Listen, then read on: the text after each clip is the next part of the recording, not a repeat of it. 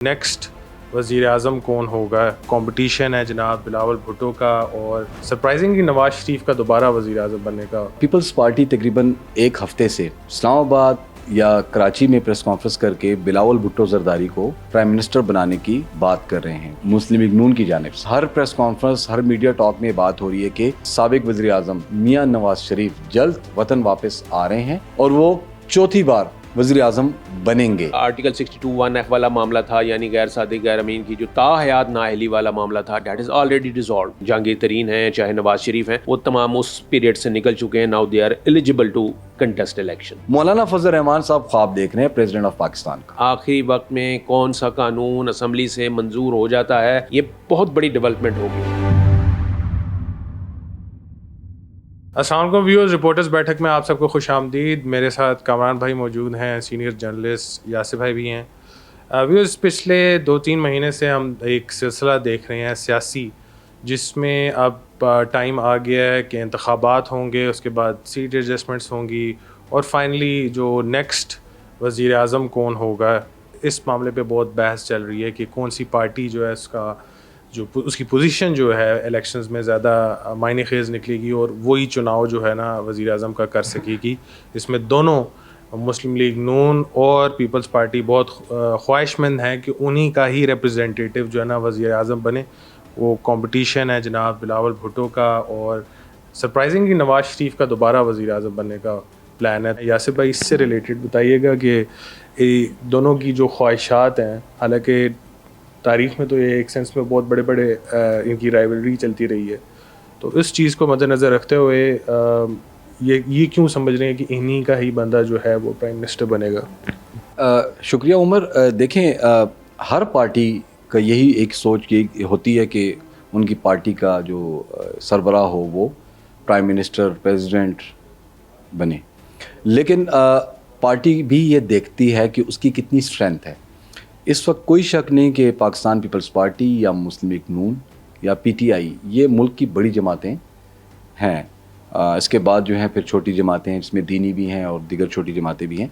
अगर आप देखें तो पीपल्स पार्टी तकरीबन एक हफ्ते से इस्लामाबाद या कराची में प्रेस कॉन्फ्रेंस करके बिलावल भुट्टो जरदारी को प्राइम मिनिस्टर बनाने की बात कर रहे हैं, बल्कि वो तैयारी भी इसकी कर रहे हैं। आज शर्जील मेमन की प्रेस कॉन्फ्रेंस थी, आप यकीन करें 56 मिनट की वो प्रेस कॉन्फ्रेंस थी। उसमें उन्होंने कोई 56 बार यही कहा कि बिलावल भुट्टो जरदारी आइंदा मुल्क के वज़ीर आज़म होंगे। इसी तरह अगर आप देखें तो मुस्लिम लीग नून की जानिब से, उनकी जानिब से भी अब एक हर प्रेस कॉन्फ्रेंस, हर मीडिया टॉक में बात हो रही है कि साबिक वज़ीर आज़म मियां नवाज शरीफ जल्द वतन वापस आ रहे हैं और वो चौथी बार वज़ीर आज़म बनेंगे या बनने जा रहे हैं। तो इन दोनों के बयानात में अगर आप देखें तो ऐसा लग रहा है कि ना तो कोई सीट एडजस्टमेंट होने जा रही है, ना कोई इनका आपस में वही मुकाबला होने जा रहा है। आज शर्जील मेमन से मैंने यही क्वेश्चन किया कि एक तो तेरे नाम से शुरू तेरे नाम पर ख़त्म, यानी पीटीआई चेयरमैन से शुरू हुए, पीटीआई चेयरमैन पर इख्तिताम हुआ। और मैंने उनको ये भी कहा कि ये तो खुशकिस्मती है कि पीटीआई चेयरमैन हैं जिसकी वजह से आज 13 जमातें इकट्ठी हो गई एक पार्टी या एक शख्स के ख़िलाफ़, क्योंकि पार्टी भी वो एक शख्स ही है। साथ साथ उनको मैंने कहा, आप प्राइम मिनिस्टर बिलावल भुट्टो जरदारी को कह रहे हैं, उधर नून लीग मियां नवाज शरीफ को कह रहे हैं, होने क्या जा रहा है? और इधर आप कह रहे हैं कि हमारा सीट एडजस्टमेंट का भी इरादा है सख्त हलकों में। सख्त हलकों में कौन टफ़ टाइम दे सकता है? वो है पीटीआई, और तो कोई ऐसी पार्टी नहीं है जो इनको टफ़ टाइम दे। सिंध के बाद अब पीपल्स पार्टी का जो इरादा बनने जा रहा है वो पंजाब पर एक बार फिर कब्ज़ा करने की बात की जा रही है। लेकिन अब वो ज़माना नहीं रहा, ना जहांगीर बदर रहे, ना उन जैसे कोई सीनियर अरकान रहे। और आज उन्होंने एक इशारा भी दिया है कि पंजाब के लिए वो किसी भी छोटी पार्टी से सीट एडजस्टमेंट या इत्तेहाद करने का भी सोच रहे हैं। तो उसमें आप देखें मुस्लिम लीग काफ है, इस्तेकाम पाकिस्तान भी आ चुकी है। तो हम ये समझते हैं कि इस वक्त जो पीपल्स पार्टी और नून लीग, जो मैंने तज्जिया किया एक हफ़्ते के दौरान, जो मैं इनकी प्रेस कॉन्फ्रेंसेस कवर कर रहा हूँ, कि आने वाले दिनों में इनके जो मामलात हैं वो डिस्टर्ब होने जा रहे हैं, और डिस्टर्ब होंगे तो ये आपस में मुकाबला करेंगे। कोई सीट एडजस्टमेंट नहीं हो रही इनकी आपस में। प्राइम मिनिस्टर की गेम अभी से शुरू होकर दी गई है कि वो कह रहे हैं प्राइम मिनिस्टर हमारा है, वो कह रहे हैं प्राइम मिनिस्टर हमारा है। मौलाना फजल रहमान साहब ख्वाब देख रहे हैं प्रेसिडेंट ऑफ पाकिस्तान का, वो इसलिए खामोश बैठे हुए हैं, उनकी नाराज़गी भी आपके सामने थी।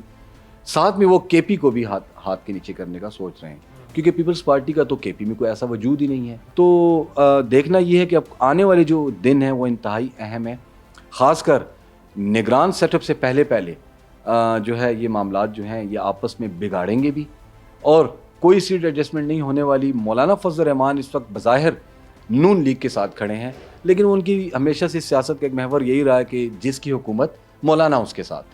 तो मौलाना फजल रहमान भी देखेंगे कि आइंदा सूरत हाल में वो किस कैंप में जाकर बैठते हैं। कामरान भाई, आपने काफ़ी दफ़ा आपने तज़किये में ये बताया था कि मैरिज ऑफ कन्वीनियंस है, तो फाइनली डिवोर्स होने वाली है। हाँ, एक टाइम होता है और वो उतने अरसे तक ही एक वो मैरिज जो है वो चलती है, मैरिज ऑफ कन्वीनियंस जो होती है। और फिर ज़ाहिर है अब तो वैसे भी अगर आप देखें तो आइन और कानून के मुताबिक भी ये तकरीबन 1 महीने से भी शायद कम रह गया है वक्त, और उसके बाद असम्बलीज़ जो हैं वो ऑटोमेटिकली भी डिज़ोल्व हो सकती हैं और उनको 1 दिन पहले भी किया जा सकता है ताकि 90 दिन का टाइम मिल जाए। और फिर उसके बाद यानी we are very much in the जिसे हम कहते हैं ना कि इलेक्शन मोड में हैं, उसी इलेक्शन फेज़ में हम आ चुके हैं। और ये जितनी इस वक्त सरगर्मियाँ हो रही हैं, आपने वज़ीर-ए-आज़म साहब की भागदौड़ नहीं देखी पिछले चंद दिनों से? वो यानी सुबह निकलते हैं और रात तक वो नए मंसूबे इफ्तिताह करने और नए प्रोजेक्ट का आगाज़ करना और ग्राउंड ब्रेकिंग सेरेमनी, और जी हाँ, और वो बिल्कुल न सिर्फ ये कि अपनी परफॉर्मेंस पर शो कर रहे हैं, बल्कि उन्होंने अपने जो लोग हैं इस वक्त, ज़ाहिर है उन इस वक्त सारे ही अपने असम्बली में, अपोजिशन तो है ही नहीं, तो उसको उन्होंने फ़ंड्स भी जारी कर दिए हैं। और ये बात भी जहन में रहे कि वो फ़ंड्स जो हैं वो 6 महीने के लिए जारी होते हैं, यानी 6 महीने का टाइम हो तो तब आप 6 महीने के लिए फ़ंड्स जो हैं वो जारी करते हैं। लेकिन अभी असम्बली का सिर्फ 1 महीना बाकी है और उस 1 महीने के लिए जो हैं वो 6 महीने के फ़ंड्स जो हैं वो उनको अरकान को जारी कर दिए गए हैं। तो ये भी एक देखा जाए तो एक बहुत बड़ी डेवलपमेंट है और काबिल एतराज़ चीज़ है कि आप कैसे, ये भी एक सियासी रिश्वत ही हो गई ना। तो वो अपनी परफॉर्मेंस भी शो कर रहे हैं जी इलेक्शन से पहले, वो अपने उनको भी मौका दे रहे हैं, अपने तादियों को भी खुश रखे हैं बज़ाहिर वो। लेकिन जाहिर है कि जी इलेक्शन से पहले हर एक ने पार्टी की अपनी एक आइडेंटिटी होती है। पीपल्स पार्टी समझती है कि जी वो बड़ी जमात है, उन्होंने 5 दफ़ा 6 दफ़ा अपने वज़ीर-ए-आज़म दिया है इस मुल्क को, उनकी हुकूमत रही है, तो वो ज़ाहिर है अपनी गेम खेलेंगे, उन्हें सीट एडजस्टमेंट के लिए जाने की ज़रूरत नहीं है। सिमिलरली जो एक वोट बैंक नून लीग का है, वो ज़ाहिर है पाकिस्तान मुस्लिम लीग नवाज़ जो है वो उसके ऊपर रिलाई करती है और वो ये कहेगी कि जी हमें क्या ज़रूरत है। और उसी बेस पे ये दोनों जमातें जो हैं वो ये दावा कर रही हैं, जो आज जो हमारा टॉपिक है कि जी वज़ीर-ए-आज़म, वो भी कह रहे हैं कि जी हमारा वज़ीर-ए-आज़म होगा, और ये भी बार बार कह रहे हैं वज़ीर-ए-आज़म होगा। देखिए, इलेक्शन वो साइंस है जिसमें कोई एक आपने किसी छोटी सी कॉन्स्टिट्यूंसी का भी इलेक्शन लड़ना है ना, तो इलेक्शन लड़ने के लिए आप पहले दिन से कहते हैं कि जनाब मैं तो जनाब इतने हज़ार वोटों से जीत रहा हूँ, जनाब ये सीट तो मेरी है। तो इसलिए वो उनका ये बनता है ये बात कहना कि जी वज़ीर-ए-आज़म जो है वो बिलावल होंगे और पीपल्स पार्टी से होगा। इसी तरीके से नून लीग जो है वो भी यही दावा कर सकती है, क्योंकि वो उनकी एक आइडेंटिटी है, एक वर्थ है, एक पॉलिटिकल उनकी एक एग्जिस्टेंस है।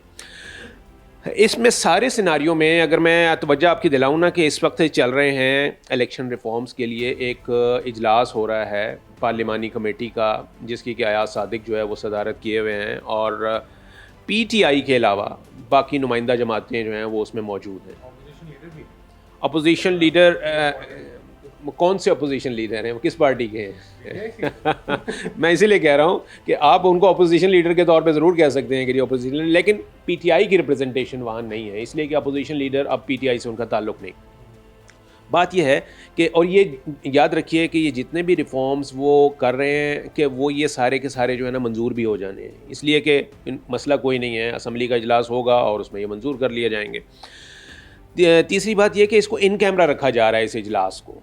इसमें बहुत सारी चीज़ें ऐसी हैं जिसको कि वो वक्त से पहले जो है वो सामने नहीं ला रहे, और यहाँ तक भी कह दिया गया कि जी शायद कुछ असम्बली का टेन्योर बढ़ाने की वाली बात जो है प्रोविजन कोई ऐसी वो भी इसमें डाल रहे हैं कि बवक्त ज़रूरत जो है वो शायद ये वाली प्रोविजन जो है इसकी भी ज़रूरत पड़ जाए तो हमें वो मखसूस हालात में हो। क्योंकि पीछे जो आपने देखा पंजाब असम्बली का और केपी असम्बली को डिज़ोल्व करने के बाद जो मामला सामने आया था, उसमें देखा गया था कि जी कानून में कुछ चीज़ें वाज़ेह नहीं हैं, इलेक्शन की डेट कौन देगा, सदर देगा, इलेक्शन कमीशन देगा, तो बहुत सारे ग्रे एरियाज़ थे। उनको उन ग्रे एरियाज़ को क्लियर करने के लिए जो है वो ये अमेंडमेंट्स जो हैं वो लाई जा रही हैं। तो लेकिन इसमें कुछ ऐसी ब्रेकिंग न्यूज़ भी हो सकती हैं जो कि बज़ाहिर आपको आज की सूरत हाल में शायद वो एक आम सी अमेंडमेंट मालूम हो, लेकिन वक्त आने पे पता चलेगा कि जी शायद ये कोई बहुत बड़ा जो है ना वो ये इसलिए शायद ये वक्त से पहले तैयारी की गई थी। तो उस चीज़ को भी जहन में रखना चाहिए। बाकी आप जान सकते हैं कि जो ये आर्टिकल 62(1)(f) वाला मामला था, यानी गैर सादिक गैर अमीन की जो ताहयात नाअहली वाला मामला था, डैट इज़ ऑलरेडी डिज़ॉल्व। यानी उसके ऊपर सदर ने दस्तखत कर दिए इलेक्शन एक्ट के ऊपर, और जो अमेंडमेंट आई है उसके मुताबिक अब वो नाअहली 5 साल की है। और वो 5 साल की नाअहली जो है वो आपके जिन चीदा लोगों को हम कोट करते हैं, चाहे वो आपके जहांगीर तरीन हैं, चाहे नवाज शरीफ हैं, वो तमाम उस पीरियड से निकल चुके हैं। Now they are eligible to contest election. ये एक इंपॉर्टेंट डेवलपमेंट है, आप देख सकते हैं। इसीलिए नाम लिया जा रहा है कि जी मियाँ साहब भी शायद चौथी बार जो है वो इलेक्शन के लिए होंगे। और इस्तेहकाम पाकिस्तान पार्टी जो है वो कह रही है कि जनाब अगला वज़ीर आज़म जो है वो शायद हम जहांगीर तरीन को बनवाएं। तो इलेक्शन में तो खैर ये होता है कि हर पार्टी अपने अपने उसको वो करती है, लेकिन ये बात जहन में रखें कि ये इस वक्त जब हम जिस फेज़ में गुजर रहे हैं ना, और ये ख़ास तौर पर आखिरी जो महीना है जिसमें वज़ीर आज़म और उसमें ये वाले मामलात के जी आखिरी वक्त में कौन सा कानून असम्बली से मंजूर हो जाता है, ये बहुत बड़ी डेवलपमेंट होगी। अगर कोई ऐसी डेवलपमेंट हो जाती है जैसा कि मैंने कोट किया है कि जी असम्बली की मुद्दत बढ़ाने वाली इस तरह की, तो ये वाले मामलात जो हैं ये भी बहुत जहन में रखने चाहिए, क्योंकि इसका बहुत फार रीचिंग इम्पैक्ट होगा, बहुत फार रीचिंग इम्पैक्ट होगा। इंटरेस्टिंगली जो वज़ीर आज़म का चुनाव है, आगे जिस तरह भी सूरत हाल अभी बनेगी, उससे रिलेटेड हम अपडेट्स ज़रूर शेयर करते रहेंगे। ख़ासकर जो नेक्स्ट आपका जो निगरान सेटअप आना है उससे रिलेटेड भी बड़े बड़े मैं कहूँगा कि डिफरेंट नाम जो है ना वो सामने आ रहे हैं। और मोस्ट प्रॉब्ली ऐसे ही लगेगा कि आउट ऑफ द बॉक्स इसी को निगरान वज़ीर आज़म बना दिया जाएगा।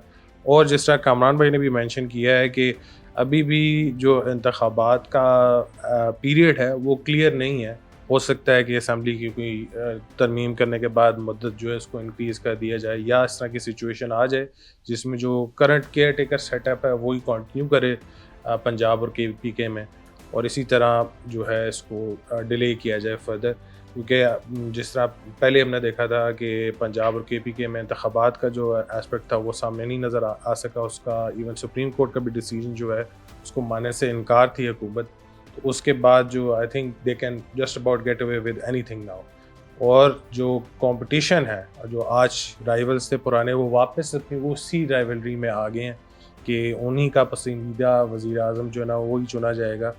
उसके दौरान किसकी सीटें ज़्यादा होती हैं, किसको कितनी स्पेस चाहिए होगी, क्योंकि ऐसी इंडिकेशन ज़रा भी नज़र नहीं आ रही कि किसी को सब्सटेंशियल मेजॉरिटी मिले। अब मोस्ट प्रॉब्ली ये अगेन हंग पार्लियामेंट शेप अप होगी, तो उससे रिलेटेड भी हम सिचुएशन से आपको अपडेट करेंगे। खैर, मुझे यासिर भाई और कामरान भाई को इजाज़त दे। इंशाल्लाह अगली दफ़ा हाजिर होंगे नई अपडेट्स के साथ। अल्लाह हाफ़िज़।